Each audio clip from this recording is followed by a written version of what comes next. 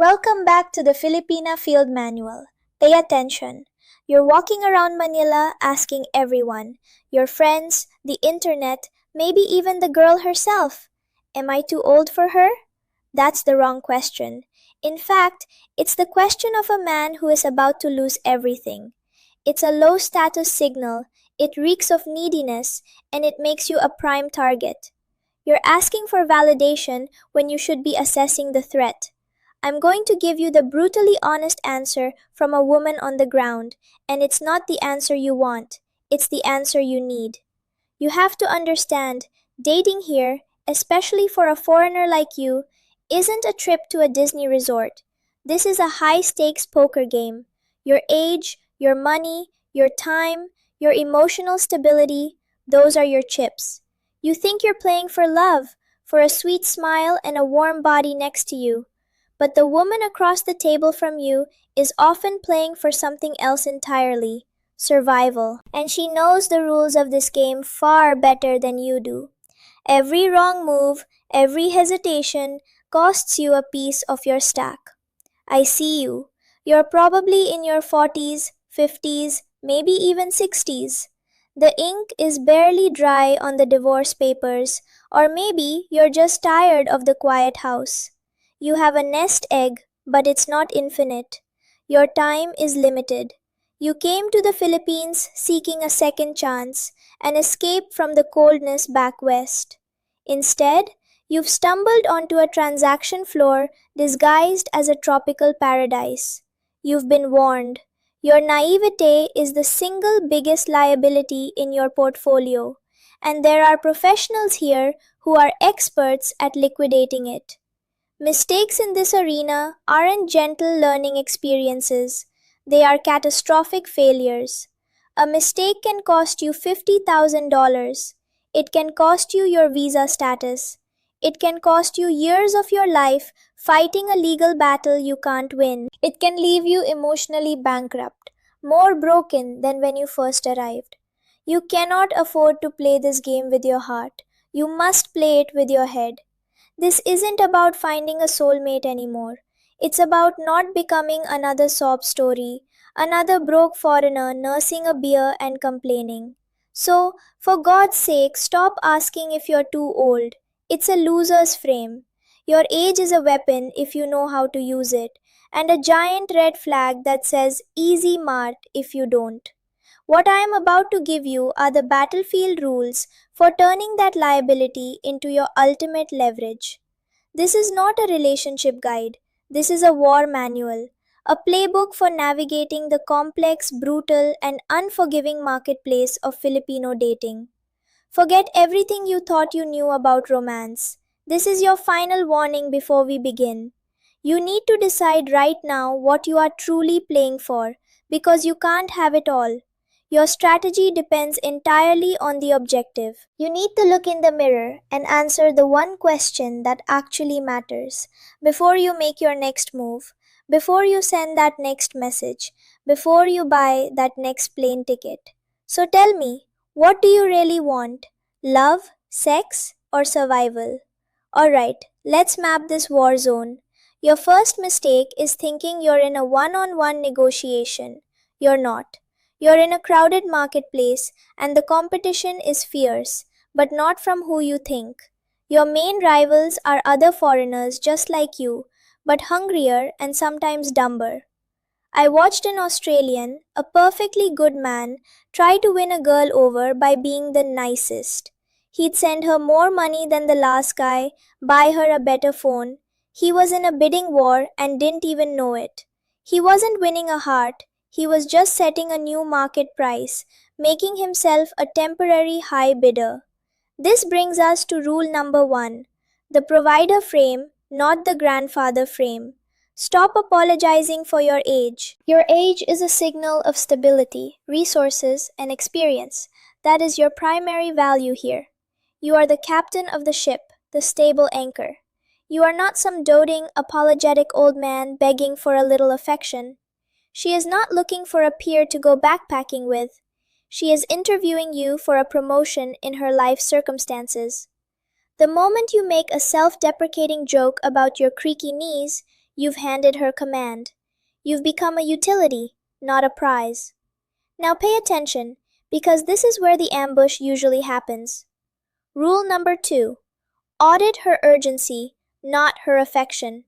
Her early declarations of love, her I miss you texts after one date, that's not romance, that's reconnaissance.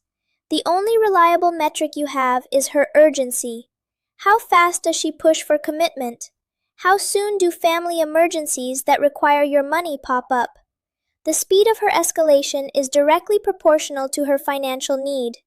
A German I knew was engaged in 6 weeks. The ring was on her finger, and suddenly her mother needed emergency surgery. He paid. He was a hero. He was a fool. This leads to the most common cognitive error I see. You look at her, 25, vibrant, at the absolute peak of her market value, and you feel grateful. This is a fatal miscalculation. Rule number 3. Your scarcity is your leverage. She may have 100 guys messaging her, but stable, resourceful, drama-free foreign men with their lives in order are an extremely scarce commodity. You are not a flower waiting to be picked. You are the bee. You control the pollen, your resources, your commitment, your time. You decide which flower is worthy of it. Your focused attention is the grand prize, so stop giving it away for free. These are the entry-level mistakes, the basic tripwires that snag the naive and the needy. Playing the generous Tito or funding a fabricated family crisis are the rookie blunders that get you fleeced out of your first $10,000. It's the tuition fee for learning the game the hard way, the price you pay for seeking validation instead of assessing the threat. But this is just the outer perimeter of the battlefield, the simple ambushes. And this is still the easy level. The next mistake I'm about to show you is the one that destroys your entire wallet and your reputation along with it. Now we're moving from the open field into the jungle. The first set of mistakes gets you shot by snipers you can see. These next ones are about the psychological traps, the punji sticks hidden under the leaves that cripple you from the inside. This is where your own neediness becomes the enemy's greatest weapon. You're bleeding out not from a bullet wound, but from a desperate need to be liked, to be validated, to hear that you are, in fact, good enough. This is the vulnerability that gets your entire emotional account emptied. This brings us to rule number 4. Master the ping pong of investment. This isn't bowling, where you just heave your money and time down the lane hoping for a strike. This is ping pong.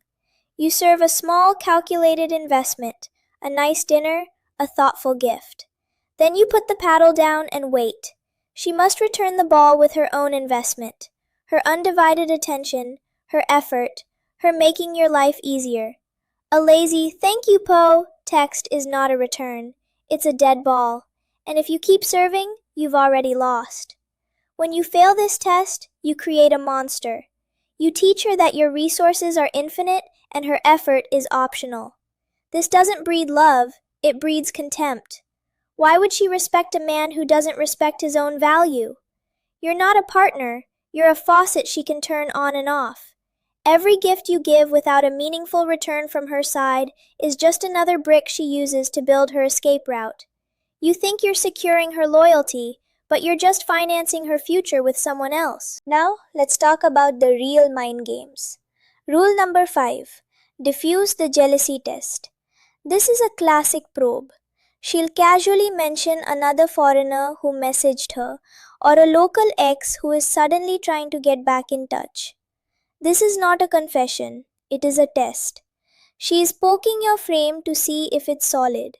A needy man panics. He gets angry, jealous, insecure. He starts spending more money and time to win her back. The captain of the ship, however, is unbothered. He has a destination. This is the central choice you have to make. Are you the taxi or are you the captain? A taxi goes wherever the passenger wants, gets paid, and is forgotten. The passenger is in control. But a captain has his own ship, his own map, his own destination. Passengers can come aboard if they align with his mission, but he never ever changes his course for a passenger. The game completely changes when you stop negotiating with the hope of who she could be. The real question is, can you handle the truth of who she is right now? Enough with the diagnosis. You've seen the x rays, you know where the cancer is. Now it's time for the surgical procedure. We're throwing out the vague romantic hopes and installing a cold, hard operational checklist. I call it the runway protocol. Your life, your resources, your stability. That is the airport runway. She is the plane requesting permission to land. A plane doesn't get clearance just because it looks pretty. It has to pass a rigorous, non negotiable pre flight inspection. You are the air traffic controller and the commander of this base. First, the initial filter, and this happens before she even touches your runway. The question is binary, a simple yes or no. Does she have a verifiable life independent of you? A job she actually goes to? A degree she's actively finishing? A tangible skill she is developing? Or is her entire life story on pause, waiting for a foreign sponsor to press play? If her 5 year plan is simply meet a kind foreigner, she fails the filter. She's not a viable aircraft, she is a liability on your tarmac. Next, the on runway systems check. This is where you test her mechanics in a low stakes environment. You apply the ping pong of investment. You buy her a nice dinner. That's your serve. Does she return it by showing genuine, enthusiastic interest in your day, your work, your mind? Or is her next communication an immediate escalation, a hint about a broken phone or an overdue bill? Her every action is a data point. You are not dating, you are gathering intelligence, running diagnostics before clearing her for a more significant flight. With the data from your filter and your tests, you make the decision. And it is your decision, not a negotiation or a committee vote. It is a commander's call. Go or no go. If she has passed the checks, her investments match yours, her life is on its own upward trajectory, you can consider the next stage. But if she fails, the decision is equally clear. A plane that fails its pre flight inspection doesn't get to argue with the control tower. It is guided firmly and professionally back to the hangar. This isn't about being cruel. This is about operational security. You are protecting your entire airport from a catastrophic failure. You don't get angry, you don't argue, you simply enforce the protocol. Her failure to meet the standard is not your emotional problem to solve. This is the entire framework on paper. It's clean. But applying it under the pressure of tears and I love yous? That's the live fire exercise. So grab a pen and write this down because next we go from strategy to battlefield execution. This is it, the live fire exercise. The theory is over. You're at dinner. She's beautiful, more beautiful than you remember. Then it happens. A text arrives. Her face falls. There are tears. Her mother, her rent, her tuition. It doesn't matter what the story is, it's always a story. And tonight, you are being tested. Your wallet is on the table, your loneliness is whispering in your ear, and her hand is on your thigh. This isn't a dating scenario anymore. This is a hostage negotiation, and you are the only one who can save yourself. You have the runway protocol, you stick to it. You don't get angry, you don't lecture. You become a calm, immovable object. You look at her, acknowledge her distress, and say, that sounds terrible. What is your plan? Notice the words, your plan, not our plan, not how can I fix this for you. You just serve the ball back into her court with surgical precision. The needy man would have grabbed his wallet. The captain puts his paddle down and waits for her return. And in that silence, you will learn everything. Suddenly, the tears might dry up. The crisis, it seems, can wait. Now comes a different kind of pressure. She gets closer, more affectionate. She's touching your arm, whispering about how she just wants to go back to your place and forget all this. She's changing the game from a financial test to a physical one, but it's the same point being played. She is probing your defenses, looking for a way in. A desperate man sees affection. A captain sees a change in tactics. Your response? Let's finish our dinner first. She failed to get the money. She failed to distract you with sex. Now comes the final weapon, the threat of your own loneliness. I guess you don't really care about me, she'll say. My ex would have helped. It's a direct missile aimed at your deepest insecurity. This is the ping pong shot you lose before it even crosses the net, because you flinch, you react, you get desperate. The protocol is your shield. You look at her, no anger, no panic, and say, I care about you, which is why I know you're strong enough to handle this. You have just witnessed a masterclass in pressure testing. By following the protocol, you didn't just save your money, you revealed her entire playbook. She either resets and begins to show you genuine respect and investment, or she self-deports from your life. Either outcome is a victory. You didn't lose a partner, you dodged a catastrophic system failure. And this entire brutal sequence brings us to the final unbreakable law of the jungle, the one that will determine whether you leave this country with a queen or just an invoice. So let's bring it all home. We have established the unbreakable laws of this jungle. You are the provider, not the grandfather. You audit her urgency, not her affection. You understand your scarcity is your leverage. You master the ping pong of investment, making her qualify for every move you make. You are the runway, the air traffic controller, and you alone decide which planes get clearance to land. Stop asking if you're old enough for the flower. The real question is whether the flower is good enough for the bee. Your attention is the prize. You have been given the playbook that separates the captain from the cargo, the winner from the walking wallet. The cost of ignoring these rules is not just a few $1,000s. It's your dignity. It's the slow, humiliating bankruptcy of your spirit, ending with you as another cautionary tale whispered about in bars. This is not a game for the naive. This is a strategic campaign, and your emotional and financial survival depends on executing these protocols without hesitation. The choice was always yours, but now you can finally see the board clearly. If you understood the value of this briefing, then you know what to do. Your engagement is the fuel for this operation. Go down below and comment with the single biggest mistake you've made. Like this video to signal you're ready for the next mission. Subscribe and hit the bell so you don't miss the next intelligence drop. Because believe me, you are going to need it. This isn't just about watching videos. It's about arming yourself for the reality on the ground, and your public support shows me you're serious. And for those of you who are ready to invest in your own survival, you know this intel isn't free. My PayPal and Super Thanks are linked below.